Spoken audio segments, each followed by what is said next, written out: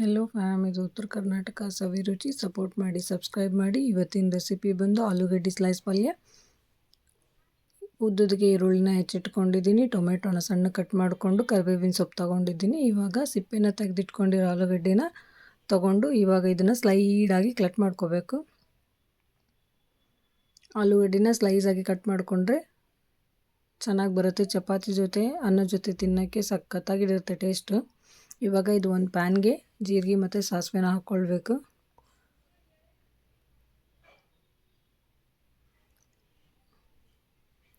ಜೀರಿಗೆ ಸಾಸಿವೆ ಚಟಪಟ ಅನ್ನಬೇಕು. ಇವಾಗ ಕರಿಬೇವಿನ ಸೊಪ್ಪು ಹಾಕ್ಕೊಂಡು ಉದ್ದುದಕ್ಕೆ ಹೆಚ್ಚಿಟ್ಕೊಂಡಿರೋ ಈರುಳ್ಳಿನ ಹಾಕಬೇಕು. ಈರುಳ್ಳಿನ ಆಯಿಲಲ್ಲಿ ಚೆನ್ನಾಗಿ ಫ್ರೈ ಮಾಡಬೇಕು.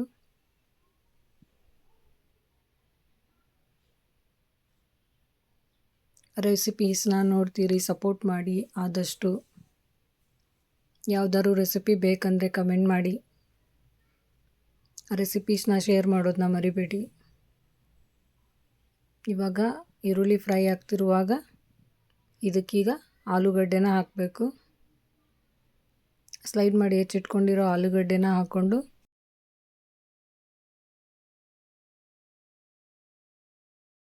ಆಲೂಗಡ್ಡೆನ ಫ್ರೈ ಮಾಡ್ಕೊಳ್ಬೇಕು. ಇವಾಗ ಇದಕ್ಕೆ ಅರಿಶಿಣ ಹಾಕ್ಕೊಳ್ತಿದ್ದೀನಿ. ರುಚಿಗೆ ತಕ್ಕಷ್ಟು ಉಪ್ಪು ಹಾಕ್ಕೊಳ್ಬೇಕು.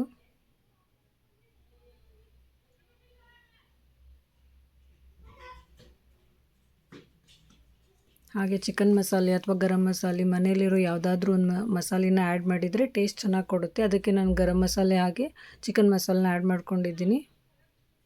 ಒಣ ಮೆಣಸಿನ್ಕಾಯಿ ಖಾರ ಬೇಡ ಅಂದರೆ ಉದ್ದಕ್ಕೆ ಹೆಚ್ಕೊಂಡಿರೋ ಮೆಣಸಿನ್ಕಾಯಿ ಆದರೂ ಹಾಕ್ಕೊಳ್ಬೋದು. ಇವಾಗ ಇದಕ್ಕೆ ಟೊಮೆಟೊನ ಆ್ಯಡ್ ಮಾಡ್ಕೊಂಡಿದ್ದೀನಿ. ಚಿಕ್ಕದಾಗಿ ಹೆಚ್ಕೊಂಡಿರೋ ಟೊಮೆಟೊನ ಆ್ಯಡ್ ಮಾಡಿ ಆಲೂಗಡ್ಡೆ ಕುದಿಯೋಕ್ಕೋಸ್ಕರ ಇದಕ್ಕೆ ನೀರನ್ನ ಹಾಕ್ಕೊಂಡಿದ್ದೀನಿ. ನೀರನ್ನ ಸ್ವಲ್ಪ ಹಾಕಬೇಕು, ಜಾಸ್ತಿ ಹಾಕಿದರೆ ಟೇಸ್ಟ್ ಚೆನ್ನಾಗಿರಲ್ಲ.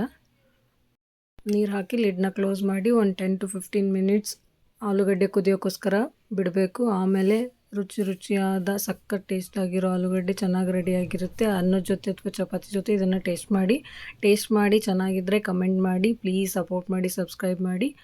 ಚಾನಲ್ನ ಸಬ್ಸ್ಕ್ರೈಬ್ ಮಾಡೋದು ಮಾತ್ರ ಮರಿಬೇಡಿ. ರೆಸಿಪಿನ ಶೇರ್ ಮಾಡೋದನ್ನ ಮರಿಬೇಡಿ. ನೆಕ್ಸ್ಟ್ ರೆಸಿಪಿ ಜೊತೆ ಬರ್ತೀನಿ. Thank you for watching.